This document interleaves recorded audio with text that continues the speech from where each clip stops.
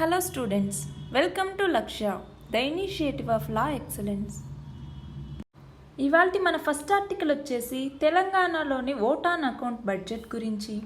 దీనిని గ్రూప్ 1 మరియు గ్రూప్ 2 వాళ్ళు కూడా తెలంగాణ స్టేట్ లెజిస్లేచర్ అన్న కాన్సెప్ట్ కింద చదువుకుంటాము. మనం ఇంతకుముందు ఆల్రెడీ ఈ ఓట్ ఆన్ అకౌంట్ బడ్జెట్ అంటే ఏంటి అన్నది మనం చూసాము. ఫినాన్స్ పోర్ట్ఫోలియోని ఇంకా ఏ మినిస్టర్కి కూడా అప్పగించకపోవటం వల్ల సీఎం కేసీఆర్ స్వయంగా ఆయనే ఈ ఓట్ ఆన్ అకౌంట్ బడ్జెట్ని 6 నెలల కాలానికి ప్రవేశపెట్టడం అనేది జరిగింది. ఈ బడ్జెట్ వ్యయం 1.82 లక్షల కోట్లు. ఈ బడ్జెట్ స్వరూపం చూసుకుంటే పన్ను రాబడి 84,814 కోట్లుగా ఉంది. పన్నేతర రాబడి వచ్చేసి 9,960 కోట్లు. కేంద్ర పన్నుల వాటా 20,583 కోట్లు. గ్రాంట్ ఇన్ ఎయిడ్ 22,835 కోట్లుగా ఉంది. రుణాలు అడ్వాన్సుల కింద 41,365 కోట్లు రాబడులు అనేవి వచ్చాయి. 2018-19లో తెలంగాణ యొక్క వృద్ధి రేటు 10.6% ఉంది. ఇప్పుడున్నటువంటి మొత్తం బడ్జెట్లో సాగునీటికి 22,500 కోట్లు ఇచ్చారు. సంక్షేమ శాఖలకు 29,507.45 కోట్లు ఇచ్చారు.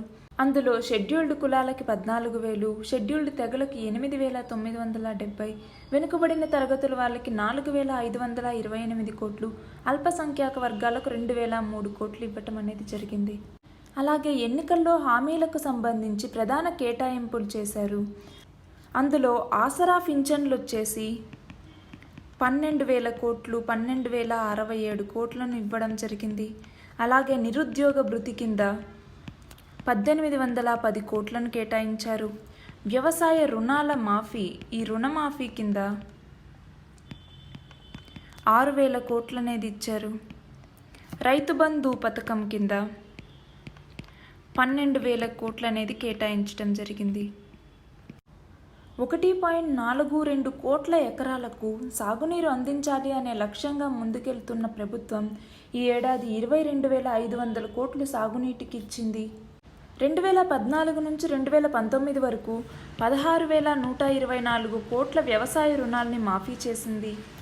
₹1,00,000 లోపు రుణమాఫీ చేయటానికి వీలుగా 6,000 కోట్లని రుణమాఫీకి ఇవ్వటం అనేది జరిగింది. అలాగే రైతు బంధు పథకం, దీనిని 2018 మే 10వ తేదీన తీసుకురావటం జరిగింది. ఈ స్కీమ్ దీని ద్వారా ఏంటి, ఎకరాకు 4,000 ఒక సీజన్కి, అంటే ఖరీఫ్ మరియు రబీ సీజన్లలో ఒక సీజన్కి 4,000, అంటే సంవత్సరానికి 8,000 ఇచ్చేలాగా ఇంతకుముందు ఉండేది. దాన్ని 10,000కు పెంచారు. దానికోసం 12,000 కోట్ల రూపాయలని కేటాయించడం అనేది జరిగింది. అలాగే సంక్షేమ రంగానికి, సంక్షేమ శాఖలకు ఇచ్చినటువంటి 29,507 కోట్లు మొత్తం బడ్జెట్లో 16% ఉంది. నిరుద్యోగ భృతి కింద ఇచ్చేటటువంటి 1,810 కోట్లు ఒక్కొక్క నిరుద్యోగికి సుమారు 5 లక్షల మంది నిరుద్యోగులకి నెలకు ఒక్కొక్కరికి 3,016 రూపాయల చొప్పున భృతి అందించేలాగా బడ్జెట్ని రూపొందించారు. అలాగే మొత్తం 40 లక్షల మంది ఆసరా పింఛన్దారులకి పింఛన్ మొత్తాన్ని రెట్టింపు చేసింది. ముందు బడ్జెట్లో దీనికి 5,366 కోట్లను కేటాయిస్తే ఈసారి 12,067 కోట్లను కేటాయించడం అనేది జరిగింది. దీనివల్ల మరో 10 లక్షల మంది పేదలకు ప్రయోజనం కలగబోతోంది. ఇక్కడ మనకి కొంచెం ఇంపార్టెంట్ డేటా ఇచ్చారు, దీన్ని చూసుకోవాలి. 2018-19లో తెలంగాణ వృద్ధి రేటు 10.6%గా ఉంది. 2018-19లో GSDP, gross state domestic product అంటాము, అది 8,66,875 కోట్లుగా ఉంది. ఈ GSDP ప్రాథమిక రంగంలో 10.9% వృద్ధిని సాధిస్తే పారిశ్రామిక ఉత్పత్తుల పెరుగుదల రేటు 14.9% ఉంది. సేవా రంగం 15.5% ఉంది. 2018-19 తలసరి ఆదాయం 2,06,107 రూపాయలుగా ఉంది. 5 ఏళ్లలో గ్రామీణాభివృద్ధికి 40,000 కోట్ల వ్యయం చేశారు. అలాగే గ్రామీణ జనాభాకి రాష్ట్ర ఆర్థిక సంఘం నుంచి 1,628 కోట్ల నిధులు మంజూరయ్యాయి. రాష్ట్ర సొంత రాబడుల్లో సగటు వృద్ధి రేటు 17.17%గా ఉంది. ఈ 4.5 ఏళ్లలో మూలధన వ్యయం 1,68,913 కోట్లుగా ఉంది. రెవెన్యూ మిగులు వచ్చేసి 3,459 కోట్లు. ద్రవ్యలోటు 27,748 కోట్లుగా ఉంది. ఈ డేటా మనం ఒక్కసారి చూసుకోవాలి. మన నెక్స్ట్ ఆర్టికల్ వచ్చేసి పిఎం కిసాన్ గురించి, పిఎం కిసాన్ సమ్మాన్ యోజన గురించి. దీనిని గ్రూప్ 1 మరియు గ్రూప్ 2 వాళ్ళు కూడా గవర్నమెంట్ ఇనిషియేటివ్స్ అన్న కాన్సెప్ట్ కింద చదువుకుంటాము. ప్రధానమంత్రి కిసాన్ సమ్మాన్ నిధి యోజన, దీని కింద ప్రతి రైతు కుటుంబానికి, రైతుకు కాదండి, రైతు కుటుంబానికి సంవత్సరానికి 6,000 చొప్పున అందించడం జరుగుతుంది. అందరూ రైతు కుటుంబాలకి కాదు, కేవలం 2 హెక్టార్లు అంటే 5 ఎకరాల లోపల ఉన్నటువంటి రైతు కుటుంబాలకు మాత్రమే సంవత్సరానికి 6,000 రూపాయల చొప్పున అందిస్తారు. ఈ పథకం కింద 6,000 రూపాయల సాయం పొందాలి అంటే ఆధార్ నెంబర్ అనేది తప్పనిసరి అనేసి కేంద్ర వ్యవసాయ శాఖ చెప్పటం జరిగింది.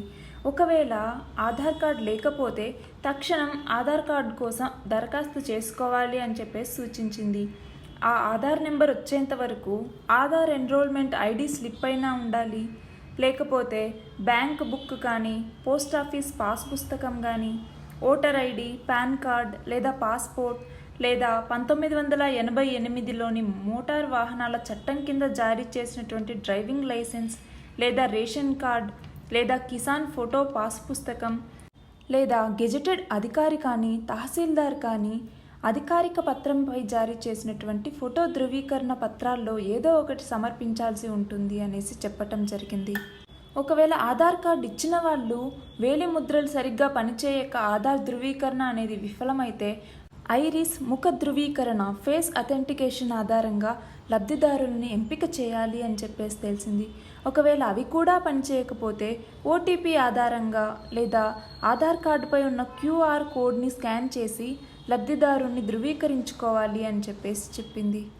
ఇందుకోసం రాష్ట్ర ప్రభుత్వాలు అవసరమైనటువంటి అన్ని ప్రాంతాల్లో క్యూఆర్ కోడ్ రీడర్లను అందుబాటులో ఉంచాలి అనేసి కేంద్ర వ్యవసాయ శాఖ సూచించింది. మన నెక్స్ట్ ఆర్టికల్ వచ్చేసి భారత్ పాకిస్తాన్ సంబంధాల గురించి. దీనిని గ్రూప్ 1 మరియు గ్రూప్ 2 వాళ్ళు కూడా ఇంటర్నేషనల్ రిలేషన్స్ అన్న కాన్సెప్ట్ కింద చదువుకుంటాము. ఆల్రెడీ నిన్న మనం చదువుకున్నాము, భారతదేశం పాకిస్తాన్ని అత్యంత ప్రాధాన్య హోదా నుంచి రద్దు చేసింది. అలాగే పాకిస్తాన్ నుంచి భారత్కి దిగుమతి అయ్యేటటువంటి వస్తువుల మీద కస్టమ్స్ ట్యాక్స్ని 200% పెంచింది అని కూడా మనం చదువుకున్నాము. ఈ అత్యంత ప్రాధాన్య హోదా ఇవ్వడము అంటే ఆ దేశం మనకు అత్యంత ప్రధానమైంది అని కాదు. WTO వరల్డ్ ట్రేడ్ ఆర్గనైజేషన్ ఈ సంస్థ ఒప్పందం ప్రకారం ఈ అత్యంత ప్రాధాన్య హోదా అనేది ఒక వర్గీకరణ మాత్రమే. వరల్డ్ ట్రేడ్ ఆర్గనైజేషన్ WTOలో భాగస్వాములైనటువంటి దేశాలు మిగిలిన సభ్య దేశాల మీద ధృవీచక్షణ చూపకుండా ఉండడం అత్యంత ప్రాధాన్య హోదా యొక్క ముఖ్య లక్షణం. పుల్వామాలో జరిగినటువంటి ఉగ్రదాడి నేపథ్యంలో అంతర్జాతీయంగా పాకిస్తాన్ని ఏకాకిం చేసేటటువంటి వ్యూహంలో ఈ అత్యంత ప్రాధాన్య హోదాను ఎత్తివేయటం ఒక ముఖ్యమైన అడుగు. దీని తర్వాత ఉగ్రవాదులకి నిధుల ప్రవాహాన్ని అడ్డగించేందుకు అంతర్జాతీయ ఆర్థిక కార్యాచరణ సంస్థ FATF దీనితో పాకిస్తాన్ని బ్లాక్ లిస్ట్లోకి చేర్చడానికి భారత్ అనేది ప్రయత్నించింది. కాకపోతే ఆల్రెడీ ఈ FATFలో పాకిస్తాన్ అనేది గ్రే లిస్ట్లో ఉంది. ఎప్పటి వరకు? ఈ సంవత్సరం సెప్టెంబర్ వరకు. కాబట్టి అక్టోబర్ తర్వాతనే దీన్ని బ్లాక్ లిస్ట్లోకి చేర్చాలా వద్దా అన్న ఆలోచన చేయవచ్చు. ఉగ్రవాదులకు నెలవుగా మారినటువంటి పాకిస్తాన్ని ఈ బ్లాక్ లిస్ట్లోకి కనుక చేర్చితే IMF లాంటి అంతర్జాతీయ సంస్థల నుంచి ఆర్థిక సహాయం పాకిస్తాన్కి ఆగిపోతుంది. పాకిస్తాన్ నుంచి జైషే మహమ్మద్ జరిపించినటువంటి ఈ దాడి అత్యంత హేయమైనది అని చెప్పేసి ఐక్యరాజ్య సమితి భద్రతా మండలిలో ఉన్నటువంటి 15 సభ్య దేశాలు కూడా తీవ్రంగా ఖండించాయి. ఇలా ఖండించిన దేశాల్లో చైనా కూడా ఉంది. ఈ అన్ని దేశాలు కూడా పాకిస్తాన్లోని ఉగ్రవాదుల్ని ఖండిస్తున్నాయే తప్ప పాకిస్తాన్ ప్రభుత్వాన్ని కానీ సైన్యాన్ని కానీ నిందించటం లేదు. ఐక్యరాజ్య సమితి భద్రతా మండలిలో కూడా తీర్మానం చేసేటప్పుడు పాకిస్తాన్ని కానీ జైషే మహమ్మద్ని కానీ నేరుగా ప్రస్తావించకూడదు అనేసి చైనా పట్టుబట్టింది. దానివల్లే ఈ తీర్మానం 6 రోజుల పాటు ఆలస్యమైంది అని చెప్పేసి ఈ ఆర్టికల్. మన నెక్స్ట్ ఆర్టికల్ వచ్చేసి డిజిటల్ ఇండియా అవార్డ్స్ 2018 గురించి. దీనిని గ్రూప్ 1 మరియు గ్రూప్ 2 వాళ్ళు కూడా కరెంట్ అఫైర్స్ కింద చదువుకుంటాము. దేశవ్యాప్తంగా వివిధ ప్రభుత్వ విభాగాలు సమర్థంగా ప్రజలకు సేవలు అందించేలాగా సాంకేతికను ఎలా అందిపుచ్చుకుంటున్నాయి, ఆ సాంకేతికతను ఎలా వినియోగించుకుంటున్నాయి అన్న ఆధారంగా కేంద్ర ప్రభుత్వం ఈ డిజిటల్ ఇండియా అవార్డ్స్ 2018 వీటిని అందజేస్తోంది. ఇందులో భూ రికార్డుల డిజిటలైజేషన్లో ఆంధ్రప్రదేశ్ ప్రభుత్వం CRDA పరిధిలో అమలు చేస్తున్నటువంటి బ్లాక్ చైన్ విధానం డిజిటల్ ఇండియా 2018 ఎమర్జింగ్ టెక్నాలజీ విభాగంలో గోల్డ్ ఐకాన్ అవార్డుకు ఎంపికైంది. CRDA అంటే ఏంటి? క్యాపిటల్ రీజియన్ డెవలప్మెంట్ అథారిటీ అంటాము. ఇదొక అర్బన్ ప్లానింగ్ ఏజెన్సీ. ఈ ఏపీ CRDAని Andhra Pradesh capital region development authority act 2014 ప్రకారం దీన్ని తీసుకురావటం అనేది జరిగింది. అలాగే స్థిరాస్తి ప్రాజెక్టులు, ఏజెంట్లు, ఫిర్యాదుదారులకు అందిస్తున్న సేవలకు సంబంధించి Andhra Pradesh real estate regulatory authority RERA దీనికి స్పెషల్ మెన్షన్ అవార్డు అనేది వచ్చింది. పురపాలక, బ్యాంకింగ్, వ్యవసాయ, విద్య, ఉద్యోగ తదితర సేవల్లో మెరుగైన సేవలు అందిస్తున్నటువంటి మీ సేవా యాప్ దీన్ని బెస్ట్ మొబైల్ యాప్ విభాగంలో సిల్వర్ ఐకాన్ అవార్డుకి ఇది ఎంపికైంది. మన నెక్స్ట్ ఆర్టికల్ వచ్చేసి ఆంధ్రప్రదేశ్ యొక్క వినియోగదారులకి వచ్చే ఆర్థిక సంవత్సరం నుంచి విద్యుత్ యొక్క రుసుముల్ని తగ్గించారు. దీనిని గ్రూప్ 1 మరియు గ్రూప్ 2 వాళ్ళు కూడా పేపర్ 2లో ఉన్నటువంటి ఎనర్జీ అన్న కాన్సెప్ట్ కింద చదువుకుంటాము. 2019-20 ఆర్థిక సంవత్సరానికి విద్యుత్ రుసుముల యొక్క సవరణలో ఉన్నటువంటి ఆదేశాలను విడుదల చేశారు. దాని ప్రకారం ఆంధ్రప్రదేశ్లోని వినియోగదారులకి 2019-20 ఆర్థిక సంవత్సరంలో విద్యుత్ రుసుముల్ని స్వల్పంగా తగ్గించాలి అని చెప్పేసి నిర్ణయించాము అని ఏపీ విద్యుత్ నియంత్రణ మండలి ప్రకటించింది. ఈ నిర్ణయంతో 39.42 లక్షల మంది వినియోగదారులకి భారం తగ్గించింది. అయితే ఈ ఛార్జీల సవరణలో ఉన్నటువంటి ముఖ్యాంశాలు ఏంటివి అనేసి మనం చూడాలి. నగదు బదిలీ వర్తింపు వీళ్ళకు వస్తుంది, ఎలా వస్తుంది, అలాగే ఆదాయ వ్యయాల మధ్య లోటు తగ్గింది ఎలా అన్నది మనం ఇక్కడ ఒకసారి చూసుకోవాలి. ఎవరెవరికి ఎంతెంత తగ్గించారు అన్నది మనం ఇక్కడ చూసుకుంటాము. మన నెక్స్ట్ ఆర్టికల్ వచ్చేసి బయో ఏషియా సదస్సు గురించి. దీనిని గ్రూప్ 1 మరియు గ్రూప్ 2 వాళ్ళు కూడా కరెంట్ అఫైర్స్ కింద చదువుకుంటాము. బయో ఏషియా సదస్సు 2019 ఇది ప్రపంచం నలుమూలలా ఉన్నటువంటి జీవశాస్త్రాల రంగంలో పనిచేస్తున్నటువంటి సంస్థలను ఒకే వేదిక పైకి తెచ్చేందుకు నిర్వహిస్తున్నటువంటి ఒక సదస్సు. ఇది హైదరాబాద్లో ఫిబ్రవరి 25 నుంచి 27 వరకు జరగబోతోంది. 15 సంవత్సరాల నుంచి కూడా ఈ బయో ఏషియా సదస్సు అనేది జరుగుతోంది. ఈ సంవత్సరం ఈ బయో ఏషియా సదస్సు 2019 యొక్క థీమ్ వచ్చేసి life sciences 4.0 disrupt the description అనేటటువంటి థీమ్. ఇందులో భారత్తో పాటు కెనడా, అమెరికా, నెదర్లాండ్స్, స్విట్జర్లాండ్ లాంటి దేశాల నుంచి దాదాపు 75 అంకుర సంస్థలు పాల్గొంటున్నాయి అనేసి చెప్పారు. అంతేకాకుండా ఈ సదస్సులో జీవశాస్త్రాలు, ఆరోగ్య సంరక్షణ, బయోటెక్నాలజీ మొదలగు రంగాల్లో వస్తున్నటువంటి ఆధునిక సాంకేతిక ప్రదర్శన కూడా ఉంటుంది అనేసి చెప్పటం జరిగింది. మన నెక్స్ట్ ఆర్టికల్ వచ్చేసి ICICI మాజీ CEO చందా కొచ్చర్ గురించి. దీనిని గ్రూప్ 1 మరియు గ్రూప్ 2 వాళ్ళు కూడా కరెంట్ అఫైర్స్ కింద చదువుకుంటాము. చందా కొచ్చర్ 2012లో 3,250 కోట్ల రూపాయలని వీడియోకాన్ గ్రూప్కి లోన్గా ఇవ్వటం అనేది జరిగింది. తర్వాత దాన్ని NPA నాన్ పర్ఫార్మింగ్ అసెట్ అంటాము, నిరర్ధక ఆస్తి. ఈ నిరర్ధక ఆస్తిగా దీన్ని ప్రకటించడం జరిగింది. దీని వెనకాల చీట్ చేశారు అనేసి ఈమె మీద అలిగేషన్స్ అనేవి వచ్చాయి. ఆ టైంలో ఈవిడ రాజీనామా చేసింది ఆ పదవికి. ఈ కేసులో చందా కొచ్చర్, అలాగే చందా కొచ్చర్ యొక్క భర్త అయినటువంటి దీపక్ కొచ్చర్, అలాగే వీడియోకాన్ గ్రూప్ MD వేణుగోపాల్ దూత్ వీళ్ళ మీద కేసు నమోదైంది. ఈ ఆరోపణలు ఎదుర్కొంటున్నటువంటి వీళ్ళు దేశం విడిచి వెళ్లకుండా దేశంలోని అన్ని నిష్క్రమణ మార్గాల వద్ద, ఎగ్జిట్ల వద్ద ఉన్నటువంటి ఇమ్మిగ్రేషన్ అధికారులకు ఇచ్చే సమావేశాన్నే మనం లుక్అవుట్ నోటీస్ అనేసి అంటాము. CBI అధికారులు కోరితే వీళ్ళని ఇమ్మిగ్రేషన్ అధికారులు అరెస్ట్ చేసేటటువంటి అవకాశం కూడా ఉంటుంది. మన నెక్స్ట్ ఆర్టికల్ వచ్చేసి వడగాల్పుల ప్రభావం గురించి. దీనిని గ్రూప్ 1 మరియు గ్రూప్ 2 వాళ్ళు కూడా పేపర్ 2లో ఉన్నటువంటి డిజాస్టర్ మేనేజ్మెంట్ అన్న కాన్సెప్ట్ కింద చదువుకుంటాము. వడగాల్పులనే మనం నిశ్శబ్ద విపత్తు అని కూడా అంటాము. వడగాల్పుల్ని ఎలా పరిగణిస్తాము అంటే, వడగాల్పులంటే ఉష్ణోగ్రతలు సాధారణం కంటే 4.5 డిగ్రీల నుంచి 6.4 డిగ్రీలుంటే వాటిని వడగాల్పులు అంటాము. మరి సాధారణ ఉష్ణోగ్రత అంటే 30 ఏళ్ల పాటు మనం ఉష్ణోగ్రతల్ని సగటు చేసి సాధారణ ఉష్ణోగ్రత ఎంతుంది అనేసి లెక్కిస్తాము. ఆ సాధారణ సగటు ఉష్ణోగ్రత కన్నా 4.5 డిగ్రీల నుంచి 6.4 డిగ్రీలు ఎక్కువగా ఉంటే వాటిని మనం వడగాల్పులు అంటాము. అందులో తీవ్ర వడగాల్పులు అంటే సాధారణం కంటే 6.4 డిగ్రీల లోపుంటే వడగాల్పులు అంటాము. 6.4 డిగ్రీల కంటే ఎక్కువగా ఉంటే తీవ్ర వడగాల్పులు అంటాము. సాధారణ ఉష్ణోగ్రతలంటే 30 ఏళ్ల పాటు ఉష్ణోగ్రతలు సగటు చేసి సాధారణ ఉష్ణోగ్రతలను లెక్కిస్తారు.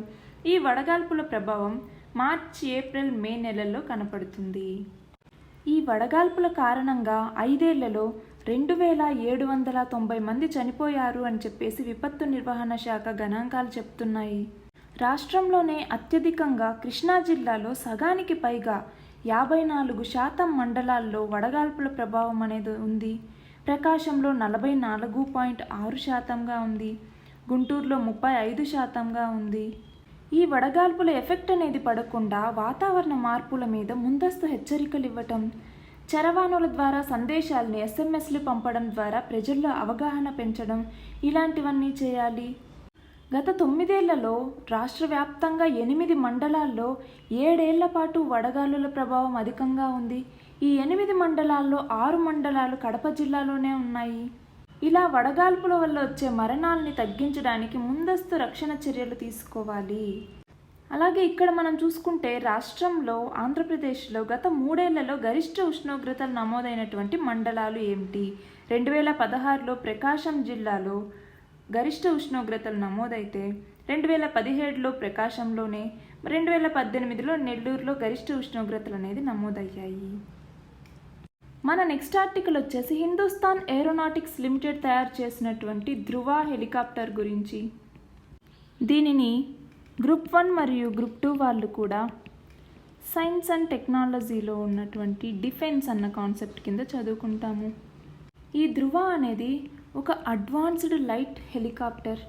దీనిని హిందుస్థాన్ ఏరోనాటిక్స్ లిమిటెడ్ సంస్థ తయారు చేసింది.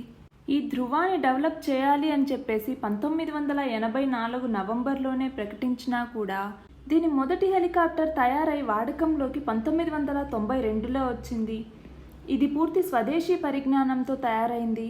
దీని బరువు 2017 ఆగస్టులో మళ్ళీ భారత సైన్యానికి 40 ధృవ ALHలను అందించేలాగా HALతో ఒప్పందం అనేది కుదుర్చుకుంది. అయితే ఈ ధృవ ALH యొక్క విశేషాలు ఏంటివి అనేది మనం ఇక్కడ చూడొచ్చు. ఇది పూర్తిగా స్వదేశీ పరిజ్ఞానంతో రూపొందించబడింది. దీని బరువు ఒక్కొక్కటి 5.5 టన్నులు ఉంటుంది.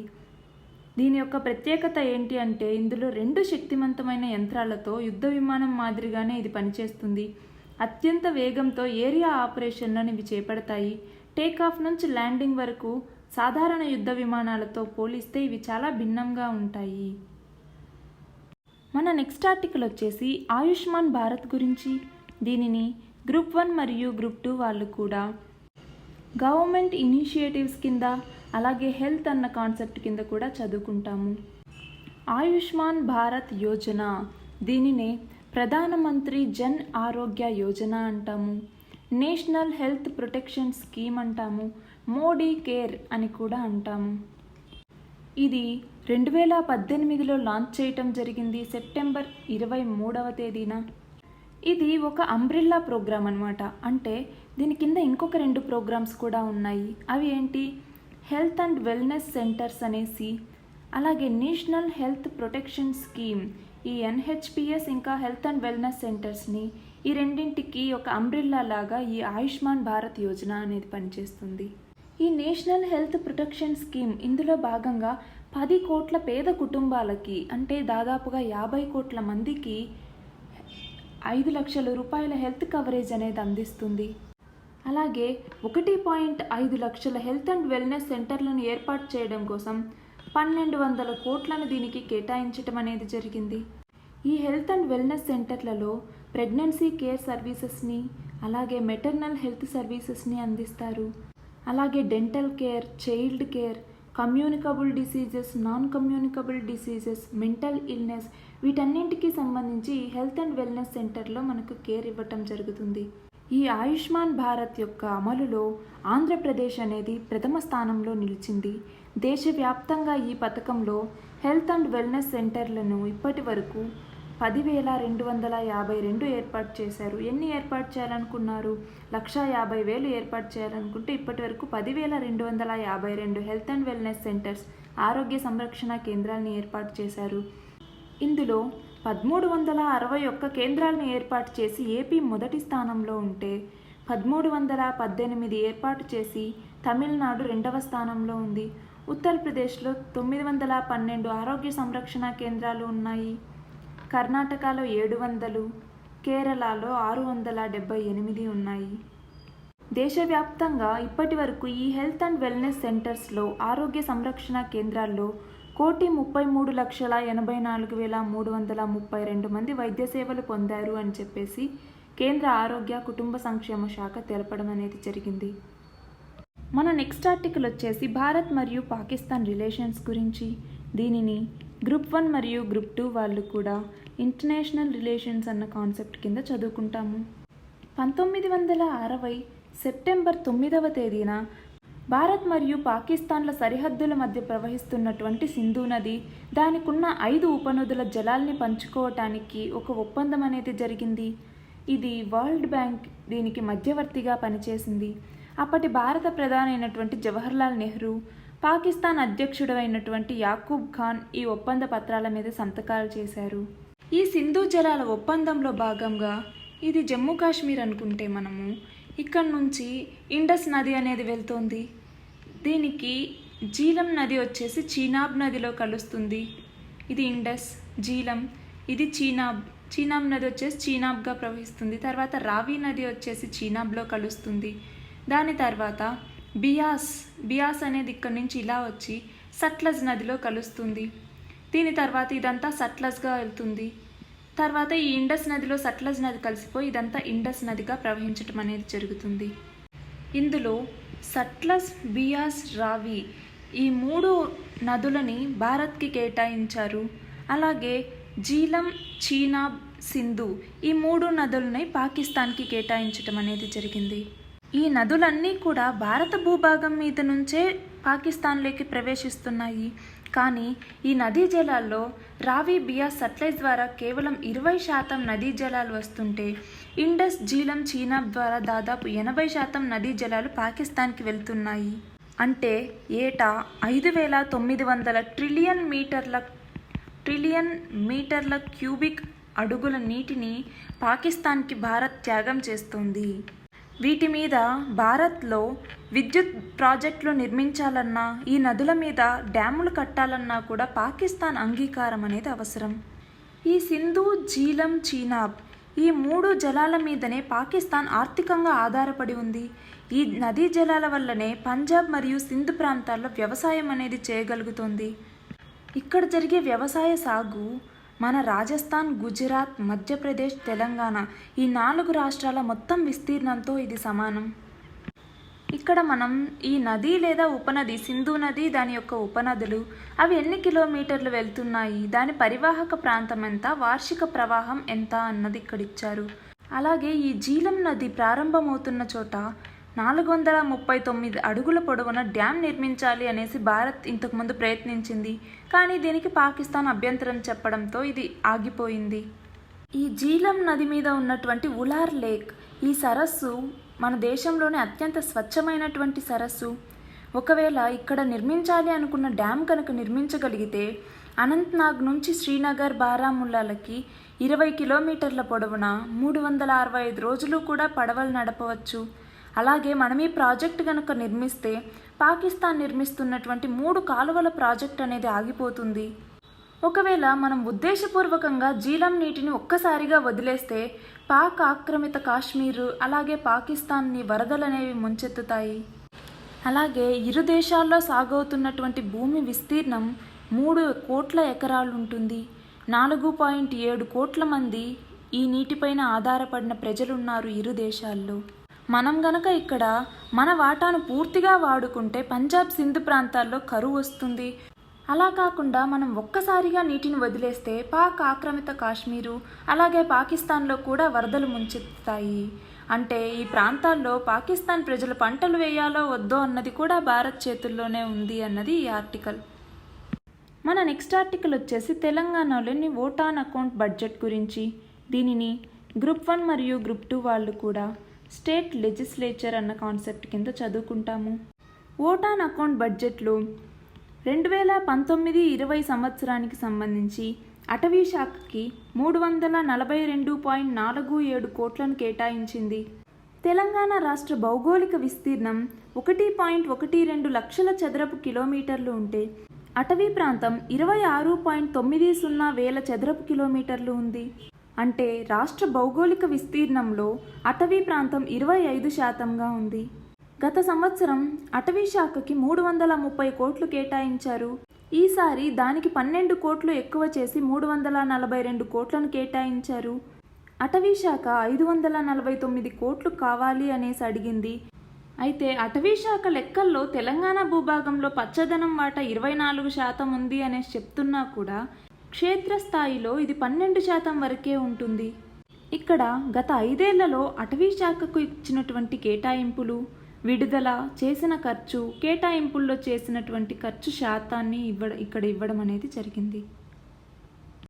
మన నెక్స్ట్ ఆర్టికల్ వచ్చేసి తెలంగాణ నిరుద్యోగ భృతి గురించి.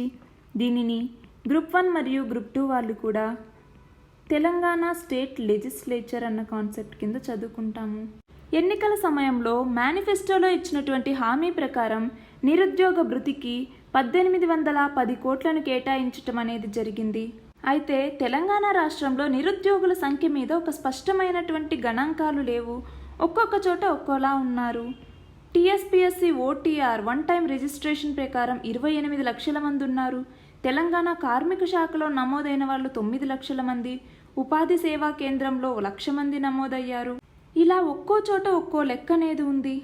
బడ్జెట్ నిధుల కేటాయింపు అలాగే నెలవారీగా నిర్దేశించుకున్న వ్యయాల్ని పరిశీలిస్తే గరిష్టంగా 5 లక్షల మంది నెలకు ప్రతి నెల లబ్ధిదారులకి నిరుద్యోగ భృతి అనేది చెల్లించేందుకు అవకాశం అనేది వస్తుంది. మన నెక్స్ట్ ఆర్టికల్ వచ్చేసి తెలంగాణలోని రైతు రుణమాఫీ పథకం గురించి. దీనిని గ్రూప్ 1 మరియు గ్రూప్ 2 వాళ్ళు కూడా తెలంగాణ స్టేట్ లెజిస్లేచర్ కింద చదువుకుంటాము. ఓట్ ఆన్ అకౌంట్లో భాగంగా రుణమాఫీ పథకం కింద 6,000 కోట్లను మంజూరు చేసింది. అయితే ఇప్పటి వరకు ఈ రుణమాఫీ పథకం కింద 35.29 లక్షల మంది రైతులకి 16,124 కోట్ల అప్పుల్ని ప్రభుత్వం తీర్చేసింది. ఇప్పుడు మళ్ళీ రుణమాఫీ పథకం కింద 6,000 కోట్లు అనేది మంజూరు చేయటం జరిగింది. అలాగే 2014లో తెలంగాణ రాష్ట్రం ఏర్పడేటప్పుడు 4.17 లక్షల టన్నుల నిల్వ సామర్థ్యం ఉండేటటువంటి గోదాములే ఉండేవి. ఇప్పుడు కొత్తగా 22.5 లక్షల టన్నుల నిల్వ సామర్థ్యం ఉన్నటువంటి గోదాముల్ని ప్రభుత్వం నిర్మించింది. అలాగే వ్యవసాయ విస్తరణ అధికారి ఏఈఓని ప్రభుత్వం నియమించింది. అలాగే రైతు బంధు పథకం, ఈ రైతు బంధు పథకాన్ని రైతులకు పెట్టుబడి సాయం అందించడానికి తీసుకొని రావటం జరిగింది.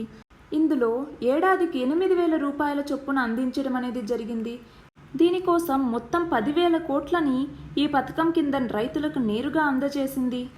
అలాగే రైతు బీమా పథకం, రైతు ఏ కారణంతో కన్ను మూసినా కూడా 10 రోజుల్లోపే ఆ కుటుంబానికి 5 లక్షల బీమా పరిహారం అనేది చెల్లిస్తారు. అలాగే సూక్ష్మ సేద్యం, ఈ నామ్, ఎలక్ట్రానిక్ జాతీయ వ్యవసాయ మార్కెట్, అలాగే రాయితీ యంత్రాలు ఇవన్నీ కూడా ఇచ్చింది. అలాగే హరిత పందిరి, తక్కువ విస్తీర్ణంలో ఎక్కువ దిగుబడి సాధించేందుకోసం ఒక్కొక్క రైతుకు 3 ఎకరాల్లో హరిత పందిరి నిర్మాణం కోసం 81 లక్షల వరకు రాయితీ ఇవ్వడం ఈ పథకం యొక్క ప్రత్యేక లక్షణం. గత 5 ఏళ్లలో 1,187 ఎకరాల్లో 360 కోట్ల రాయితీలు ఇచ్చింది ఈ ప్రభుత్వం. మన నెక్స్ట్ ఆర్టికల్ కూడా అదే. వ్యవసాయ శాఖకు 20,107 కోట్లను అందించింది. 1,00,000 రూపాయల రుణమాఫీ రైతులకు ప్రకటించింది. గత డిసెంబర్ 11 వరకు రైతులు తీసుకున్నటువంటి పంట రుణాల్ని మాఫీ చేస్తాము అనేసి ప్రకటించారు. అలాగే రైతు బంధు దీనికి 12,000 కోట్ల రూపాయలను ఇవ్వటం అనేది జరిగింది. అలాగే రాష్ట్రంలో ఉన్నటువంటి నేలల స్వభావాన్ని బట్టి వాటిని పరిగణలోకి తీసుకుని పంటల కాలనీలను ఏర్పాటు చేయాలి అనేసి నిర్ణయించింది.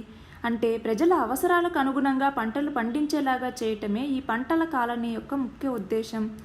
అలాగే రైతులకు మద్దతు ధర, ప్రజలకు కల్తీ లేని ఆహార పదార్థాలను అందించాలి అనేటటువంటి వ్యూహంతో రైతు సమన్వయ సమితులు కూడా ఏర్పాటు చేయబోతున్నారు. అలాగే పింఛన్లను కూడా పెంచుతున్నారు. ఎన్నికల మేనిఫెస్టోలో ఇచ్చినటువంటి దాని కారణంగా ఇప్పటి వరకు 65 ఏళ్లు దాటిన వాళ్ళకి ఇస్తున్నటువంటి వృద్ధాప్య పింఛన్లని ఇక ముందు 57 ఏళ్ల నుంచే ఇవ్వబోతున్నారు. అలాగే వృద్ధులు, వితంతువులు, దివ్యాంగులు, ఒంటరి మహిళలు, గీతా కార్మికులు, కళాకారులు ఇలా వివిధ వర్గాలకు ఇస్తున్నటువంటి పింఛన్ మొత్తాల్ని కూడా రెట్టింపు చేయబోతున్నారు. ఈ వృద్ధులకు ఇచ్చేటటువంటి పింఛను నెలకు 2,016 రూపాయలు, అలాగే దివ్యాంగులైతే కనుక 3,016 రూపాయల చొప్పున పింఛన్ అనేది అందుతుంది. దీనికోసం ఈ ఓట్ ఆన్ అకౌంట్ బడ్జెట్లో 12,067 కోట్లు ఈ పింఛన్లకే ఖర్చు అవుతుంది అనేసి అంచనా. అలాగే ఇక్కడ 65 ఏళ్ల నుంచి 57 ఏళ్లకి తగ్గించడం వల్ల దాదాపు 10 లక్షల మంది ఈ ఆసరా పరిధిలోకి రావచ్చు అని చెప్పేసి అంచనా వేయటం జరిగింది. అలాగే సంక్షేమానికి 29,507 కోట్లను మంజూరు చేశారు. కళ్యాణ లక్ష్మి, పేదింటి ఆడపిల్లల వివాహానికి కళ్యాణ లక్ష్మి, షాదీ ముబారక్ ఈ పథకాల కింద ఇచ్చేటటువంటి ఆర్థిక సహాయానికి ఈ ఓట్ ఆన్ అకౌంట్ బడ్జెట్లో కేటాయింపులు ఏమీ పెరగలేదు. 2019-20 బడ్జెట్లో ప్రస్తుత ఆర్థిక సంవత్సరం మాదిరి 1,450 కోట్లనే కేటాయించటం అనేది జరిగింది. ఈ కళ్యాణ లక్ష్మి, షాదీ ముబారక్ ఈ పథకాల్లో పేదింటి ఆడపిల్లల వివాహానికి 1,116 ఆర్థిక సహాయం అనేది అందిస్తారు. ఎస్సీ ఎస్టీ ప్రత్యేక అభివృద్ధి నిధికి 26,400 కోట్లను మంజూరు చేశారు. ఇక్కడ మనం చూస్తే వాళ్ళు కేటాయించినటువంటి కేటాయింపులు ఎంతున్నాయి, ఖర్చులు ఎంతున్నాయి అనేసి మనం చూడొచ్చు. అలాగే తెలంగాణలో భూమి లేని నిరుపేద ఎస్సీ కుటుంబాలకు చెందిన వాళ్ళకి 3 ఎకరాల భూమి ఇచ్చే లక్ష్యంతో ఒక పథకాన్ని తీసుకురావటం అనేది జరిగింది. ఎవరికైనా 3 ఎకరాల కంటే తక్కువ ఉంటే మిగిలిన భూమిని ప్రభుత్వం కొనుగోలు చేసి ఇస్తుంది. సంవత్సరానికి ఇలా 10,000 ఎకరాలని పంపిణీ చేయాలి అనేసి లక్ష్యంగా పెట్టుకున్నా కూడా 5 ఏళ్లలో 14,600 ఎకరాలే పంపిణీ చేశారు. దీనికి కారణం ఏంటి అంటే ఎకరాకి గరిష్టంగా 7 లక్షలు చెల్లించేందుకు ప్రభుత్వం వెసులుబాటిచ్చింది. కానీ ఎకరం ధర 10 లక్షల దాకా పెరగడం వల్ల ఈ పంపిణీకి అవరోధం అనేది ఏర్పడింది. దీనికి చేసినటువంటి ఖర్చులు ఎన్ని కోట్లు అనేసి మనం ఇక్కడ చూడవచ్చు. అలాగే మహిళా, శిశు, వృద్ధులు, వికలాంగుల సంక్షేమ శాఖకు కేటాయింపులనేవి తగ్గాయి. 2019-20 ఓట్ ఆన్ అకౌంట్ బడ్జెట్లో 1,628.23 కోట్లు మాత్రమే ఇచ్చారు. 2018-19 బడ్జెట్లో 1,798.82 కోట్లను ఇచ్చారు. కానీ దీన్ని ఇప్పుడు 170 కోట్లను తగ్గించి 1,628 కోట్లకే సరిపెట్టడం అనేది జరిగింది. అలాగే విద్యాశాఖకి 12,220.75 కోట్లను కేటాయించారు. 2018-19 ఆర్థిక సంవత్సరంలోని బడ్జెట్ కంటే ఇది 1,057.59 కోట్ల మేర తగ్గడం అనేది జరిగింది. అలాగే గత 5 ఏళ్లలో పురోగతి ఏంటి అని చూసుకుంటే గురుకులాల మీదే ఎక్కువ దృష్టి పెట్టింది. తెలంగాణ ప్రభుత్వం కొత్తగా 613 గురుకులాల్ని ఈ 5 ఏళ్లలో ప్రారంభించింది. విద్యాశాఖకు కేటాయించేటటువంటి నిధుల్లో 85% వేతనాలు, ఇతర ఖర్చుల కిందికే పోతున్నాయి. అయితే వీటిలో అమలైనవి ఏమిటి, అమలు కావలసినవి ఏమిటి అనేసి మనం ఒక్కసారి చూసుకోవాలి. నెక్స్ట్ వచ్చేసి 2 పడక గదుల ఇళ్లను గురించి. దీనిలో రాష్ట్ర ప్రభుత్వం గత 5 ఏళ్లలో 2,80,616 ఇళ్లను మంజూరు చేసింది. అందులో అనుమతులిచ్చినవి 2,60,927 ఉన్నాయి. టెండర్లు పిలిచినవి తక్కువ ఉన్నాయి. పూర్తయినవి చూసుకుంటే మనకు 19,195 ఇళ్ళు మాత్రమే పూర్తయ్యాయి. మంజూరు చేసిన ఇళ్ళు చూసుకుంటే 2,80,616 ఇళ్ళు ఉన్నాయి. దీనికి ఖర్చు చేసిన మొత్తం 4,290.57 కోట్లుగా ఉంది. ఈ 2,80,616 ఇళ్ళు పూర్తి కావాలి అంటే 19,000 కోట్లు కావాల్సి ఉంటుంది. 2018-19లో 2,643 కోట్లను దీనికి కేటాయించటం అనేది జరిగింది. అయితే ఎన్నికల మేనిఫెస్టోలో హామీ ఇచ్చారు. ఏమని? 2 పడకల ఇళ్ల పథకాన్ని కొనసాగిస్తూనే సొంత స్థలాలుండి నివాసం లేని వాళ్ళు ఇల్లు నిర్మించుకునేందుకు 5 లక్షల నుంచి 6 లక్షలు ఇస్తాము అనేసి చెప్పటం జరిగింది. అయితే తెలంగాణ రాష్ట్రంలో ఎంత ఖర్చు అవుతుంది? తెలంగాణలో పూరి గుడిసెల్లో ఉన్నటువంటి కుటుంబాలు 3,24,100 ఉంటే అద్దె ఇళ్లలో ఉన్నవాళ్ళు 24,58,381. వీళ్ళలో సొంత స్థలం అర్హత ఉన్నవాళ్ళు 15 లక్షల మంది మాత్రమే ఉన్నారు. ఒక్కొక్క కుటుంబానికి 6 లక్షల చొప్పున ఇవ్వాలి అంటే 90,000 కోట్లు కావాల్సి ఉంటుంది. 5 ఏళ్లలో దశల వారీగా ఇవ్వాలి అంటే ఏటా 18,000 కోట్లు కేటాయించాల్సి ఉంటుంది. మత్స్య పశుసంవర్ధక శాఖకు కలిపి 1,204.97 కోట్లను కేటాయించింది. ఇందులో పశుసంవర్ధక శాఖకే 650 నుంచి 690 కోట్లకు మించి నిధులు రాబోతున్నాయి.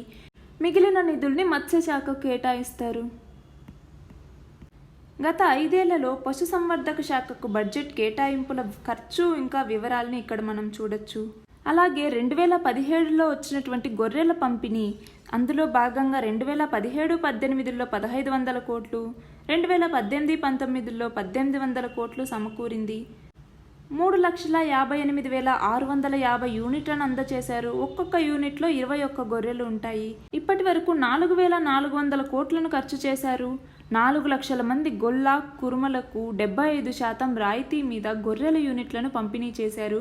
ఒక్క యూనిట్లో 21 గొర్రెలు ఉంటాయి. మనం ఆల్రెడీ చెప్పుకున్నాము. ఇందాక మనం చూసినట్టు పశుసంవర్ధక మత్స్యశాఖలకి 1,204.97 కోట్లను కేటాయించారు.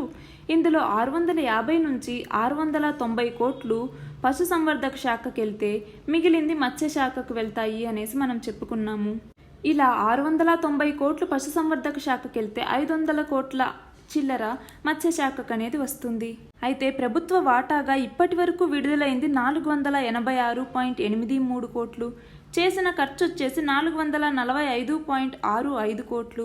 మత్స్యశాఖకు ఇప్పటి వరకు బడ్జెట్లలో ఉన్నటువంటి కేటాయింపులు ఖర్చులని మనం ఇక్కడ చూడొచ్చు. నెక్స్ట్ వచ్చేసి మిషన్ కాకతీయ. మిషన్ కాకతీయను చెరువుల పునరుద్ధరణ కోసం 2014-15లో తీసుకురావటం జరిగింది. ఇప్పటి వరకు 4 దశల్లో దీన్ని చేపట్టారు. రాష్ట్రంలో చిన్ననీటి వనరుల సంఖ్య 45,000గా ఉంటే చెరువుల కింద ఉన్నటువంటి ఆయకట్టు 21.38 లక్షల ఎకరాలు. మరమ్మతులు పూర్తయినటువంటి చెరువుల కింద సాగులోకి వచ్చినటువంటి ఆయకట్టు 13.80 లక్షల ఎకరాలు. దీనివల్ల 8.04 టీఎంసీల యొక్క నిల్వ సామర్థ్యం అనేది పెరిగింది. ఈ మిషన్ కాకతీయ కింద పూడిక తీయటం, కట్టలు కట్టడం, బలోపేతం చేయటం, తూములు, కాల్వల మరమ్మతులు అనేది చేపడతారు. పరిపాలన అనుమతులు ఇచ్చినటువంటి చెరువుల సంఖ్య 27,653గా ఉంటే పనులు చేపట్టిన చెరువులు వచ్చేసి 26,947. అందులో పూర్తయినవి 20,192. ప్రారంభం కావాల్సినవి 6,755. ఇప్పటి వరకు 5,488.99 కోట్ల ఒప్పందాలు పూర్తయ్యాయి. వ్యయం చేసింది మాత్రం 3,718.95 కోట్లు. ఇందులో బిల్లు చెల్లింపుల దశలో 900 కోట్లు ఉన్నాయి. అలాగే బడ్జెట్లో సాగునీటి రంగానికి 22,500 కోట్లను కేటాయించారు. 1,25,00,000 ఎకరాల ఆయకట్టును సాగులోకి తేవటం దీని యొక్క ముఖ్య లక్ష్యం. అంతేకాకుండా ప్రతిష్టాత్మకంగా చేపట్టినటువంటి కాళేశ్వరం ఎత్తిపోతుల పథకాన్ని, నిర్మాణంలో ఉన్నటువంటి ఇతర ప్రాజెక్టుల్ని పూర్తి చేయటం, ఇంకా ప్రారంభంలో ఉన్నటువంటి ప్రాజెక్టులను పునరాకృతి చేయటం అనేది దీనిలోని వ్యూహంగా తీసుకున్నారు. గత 5 ఏళ్లలో సాగునీటి రంగం మీద 70,000 కోట్లను ఖర్చు చేశారు. కాళేశ్వరం గురించి ఇక్కడ ఇవ్వడం అనేది జరిగింది. ప్రాణహిత చేవెళ్ల ఎత్తిపోతల పథకాన్ని రీడిజైన్ చేసి ఈ కాళేశ్వరం పథకాన్ని తీసుకురావటం జరిగింది. దీని ద్వారా 37 లక్షల ఎకరాల ఆయకట్టుకు నీరు అందించటం, అలాగే హైదరాబాద్ తాగునీటికి 30 టీఎంసీలు, పారిశ్రామిక అవసరాలకు 16 టీఎంసీల కేటాయింపు చేస్తారు. కాళేశ్వరం మొత్తం వ్యయం అంచనా వచ్చేసి 80,500 కోట్లు. ఇప్పటిదాకా ఖర్చు చేసింది 40,500 కోట్లు. ఇతర ప్రాజెక్టులు, వాటి పురోగతి, దానికి సంబంధించిన బడ్జెట్లో కేటాయింపులు ఎంతున్నాయి, వ్యయం ఎంతుంది అన్నది మనం ఇక్కడ చూడొచ్చు. అలాగే వైద్య ఆరోగ్య శాఖకి 5,536 కోట్లు కేటాయించడం జరిగింది. తెలంగాణలో ఉన్నటువంటి ముఖ్యమైన పథకాలను చూసుకుంటే కేసీఆర్ కిట్, కంటి వెలుగు పథకం, అమ్మ ఒడి పథకం, ఉద్యోగులు జర్నలిస్టుల ఆరోగ్య పథకం, ప్రభుత్వ ఆసుపత్రుల్లో మరణించిన వాళ్ళ పార్థివ దేహాల్ని ప్రభుత్వ ఖర్చుతో స్వస్థలాలకు తరలించేటటువంటి ఒక పథకం, ఇవన్నీ ఉన్నాయి. దేశంలో అత్యుత్తమ వైద్య సేవల్లో దేశంలోనే 3వ స్థానంలో తెలంగాణ అనేది ఉంది. తొలి 2 స్థానాల్లో 1వ స్థానంలో కేరళ, 2వ స్థానంలో తమిళనాడు ఉన్నాయి. అలాగే గవర్నమెంట్ హాస్పిటల్స్, సర్కారు దవాఖానాల్లో ఓపీ, ఐపీ శాతం 23% పెరిగింది. రోగనిరోధక టీకాల శాతం 68 నుంచి 90% పెరిగింది. ప్రభుత్వ ఆసుపత్రుల్లో ప్రసవాల శాతం 30 నుంచి 49కి పెరిగింది. బాలింత మరణాల రేటు 91 నుంచి 70కి తగ్గింది. శిశు మరణాల రేటు 39 నుంచి 28కి తగ్గింది. అయితే వైద్య ఆరోగ్య శాఖకు ఈ ఓటాన్ అకౌంట్ బడ్జెట్లో దాదాపు 1,839 కోట్ల నిధుల్ని తగ్గించడం అనేది జరిగింది. గత ఏడాది బడ్జెట్లో 3,775 కోట్లను కేటాయించారు. ఈసారి 5,536 కోట్లను మాత్రమే కేటాయించడం అనేది జరిగింది. 2019-20 ఓటాన్ అకౌంట్ బడ్జెట్లో రహదారులకి 2,176 కోట్లను కేటాయించారు. గత 5 ఏళ్లలో 12,000 కోట్లను కేటాయిస్తే 9,807 కోట్లను ఖర్చు చేశారు. రాష్ట్రంలో ఎక్కువగా ఉన్నటువంటి సింగిల్ రోడ్ని 2 వరుసలకి, అలాగే మండల కేంద్రం, జిల్లా కేంద్రానికి 4 వరుసలకి విస్తరించాలి అనేసి, ఇందులో భాగంగా 511 వంతెనల్ని పునర్నిర్మించాలి అనేసి నిర్ణయించింది. దీనిలో లక్ష్యం 10,000 కిలోమీటర్ల రహదారుల్ని చక్కదిద్దడం, అలాగే 5,011 వంతెనల్ని పునర్నిర్మించటం. అయితే ఇందులో పురోగతి ఎంతవరకు ఉంది, వివిధ దశల్లో ఎంతవరకు ఉన్నాయి అన్నది మనం ఇక్కడ చూడవచ్చు. నెక్స్ట్ వచ్చేసి పరిశ్రమల శాఖకు 510 కోట్లు మంజూరు చేసింది. 5 ఏళ్లలో పరిశ్రమల యొక్క పురోగతిని చూసుకుంటే పెట్టుబడులు ఇప్పటి వరకు 2.49 లక్షల కోట్లు పెట్టారు. 14.81 లక్షల మందికి ఉపాధి అనేది కల్పించారు. భారీ పరిశ్రమల్లో 8,419 పరిశ్రమలకు అనుమతిచ్చారు. దీని ద్వారా 1.41 లక్షల కోట్ల పెట్టుబడులు, 8.58 లక్షల మందికి ఉపాధి లభించింది అనేసి చెప్పారు.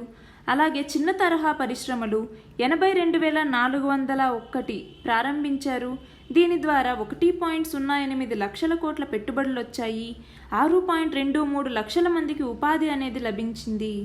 గత సంవత్సరంతో పోలిస్తే ఈ సంవత్సరం పరిశ్రమల శాఖకు కూడా ఓటాన్ అకౌంట్ బడ్జెట్లో నిధులనేవి తగ్గించారు.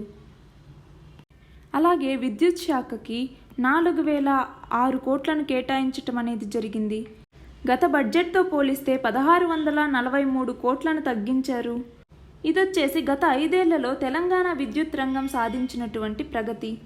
తెలంగాణ రాష్ట్రం ఏర్పడినప్పుడు కేవలం 70 మెగావాట్ల సౌర విద్యుత్ ఉత్పత్తి మాత్రమే జరిగేది. ఇప్పుడు 3,613 మెగావాట్ల సౌర విద్యుత్ అనేది జరిగి దేశంలోనే 2వ స్థానంలో తెలంగాణ నిలిచింది. మొదటి స్థానంలో కర్ణాటక ఉంది.